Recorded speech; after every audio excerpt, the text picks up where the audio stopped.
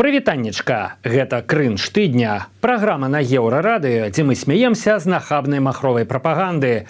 Асноўная ўвага Беларусі, але не забываемся і пра расійскіх прапагандыстаў, і пра іншую крынжаціну. Зараз самі ўсё пабачыце і пачуеце. За апошнія тыдні мы пачулі шмат версій пра тое, чые тэрарысты ўчынілі расстрэл і пажар у Крокусе пад Масквой. Але версія, якая днямі прагучала ў эфіры расійскага першага канала, пераплюнула наши самые смелые фантазии. Это исполнители, эти ублюдки, им отключили сознание. Там, скорее всего, в комплексе действуют психотропные вещества, нейропсихологическое программирование. И, возможно, еще, это тоже покажет экспертиза, может быть, и чипы вставлены, потому что сейчас нейробиология позволяет управлять человеком. Вот эксперименты Илона Маска, когда он из свиней делает людей. Это уже... А тут наоборот. Человек у кадры не кто-небудь, а колішні кіраўнік расійскага бюро Інтэрпола, цэлы генерал-майор у адстаўцы. І вось ён верыць, што Ілон Маск пры дапамозе чыпаў ператварае свінняў у людзей. У што гатовыя паверыць расіяне папрасцей, нават думаць страшна. У першай беларускай касманаўткі Марыны Васілеўскай вырас начос. Проста як у мацёрай чыноўніцы з Савета Рэспублікі. Супадзенне гэта ці не, але адбылося гэта на міжнароднай касмічнай станцыі роўненька ў той момант, калі космонавтка признавалась у любови до Лукашенки. Проект состоялся благодаря личному участию президента нашей страны Александра Григорьевича Лукашенко. Заботу и поддержку главы государства ощущаю постоянно, и это очень помогает мне в космическом полете. Советская космонавтка Валентина Терешкова зрабіла бліскучую палітычную кар'еру при Путине. Васілеўскую з яе здольнасцю бессаромна нахвальваць улады відавочна чакае не менш зорная будучыня.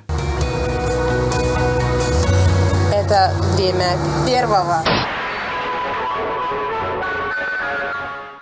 Але ў касманаўткі ёсць канкурэнт, у любы момант гатовы ўключыцца ў барацьбу за званне галоўнага лісліўцы тыдня.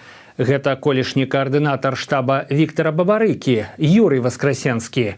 Удивлен, насколько стратегически выверенным является каждодневная деятельность главы нашего государства.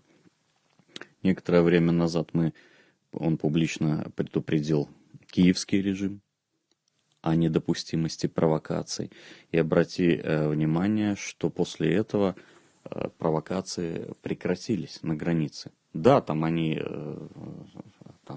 наши украинские партнеры показывают какие-то все время неприличные жесты, снимают портки, фотографируются для ТикТока, да? Но вот сами по себе провокации с залетом беспилотников прекратились. И с патрулированием воздушным границы этими беспилотниками, наблюдением за нашими военнослужащими. А если не прекратились, то где-то сильно снизились. Але нешта недапрацоўвае Воскресенскі, не даціскае. У адным абзацы ў яго і кіеўскі рэжым, і украінскія партнёры. Але партнёрства атрымліваецца так сабе, бо сваім беларускім партнёрам украінцы замест перамоваў звычайна паказваюць тое, што пад парткамі. А правакацыі, якія на пачатку спіча адным сваім словам спыніў Лукашенка, пад канец ужо проста моцна знізіліся. Ды і ці былі ўвогуле тыя правакацыі? Па вельмі коўскім лёдзе ходзіць Юрий Воскресенский.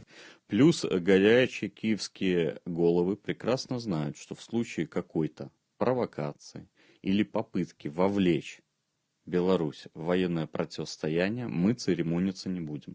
Все наши средства это прямо говорит. Поражения нацелены на центры принятия решения в Киев, и в течение 60 минут они все будут, як кажуть, зруйновані. Мінскія камунальшчыкі вырашылі крыху папрацаваць на свой імідж. Калі ўлетку у вас чарговы раз на 2 тыдні адключаць ваду, прыгадайце гэты крынжовы трэк.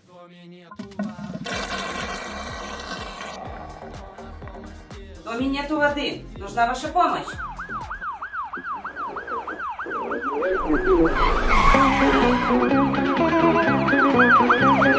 Ничего на свете лучше нету, чем бродить с заявками по свету. ЖКХ на службе у народа. Не страшны капризы непогоды. Не страшны капризы непогоды. Але заканчваецца ўсё прадказальна прагінам пад цяжкасцю рэжыму. Коммунальщик, профи в своем деле, предан и народу, и системе. Преданный народу и системе. У Барысаве святара паклікалі на адкрыццё крамы. Стартаваць па-праваслаўнаму вырашыла новая кропка з сеткі «Маяк», якая пазіцыянуе сябе як жорсткія дыскаўнтары. Хаця вось менавіта гэтаму месцу святар, магчыма, і патрэбны, бо крамы тут доўга не затрымліваюцца. Да «Маяка» на гэтым месцы працаваў Віталюр, а да Віталюра – Санта. Не іначай, як патрэбны дасведчаны экзарцыст. Гэта быў крынж тыдня на Еўрарадыё. Праз пару дзён будзем разбірацца з наступнай порцыяй хлусні і прапаганды. А пакуль усім міру, разборлівасці і добрых, праўдзівых навінаў.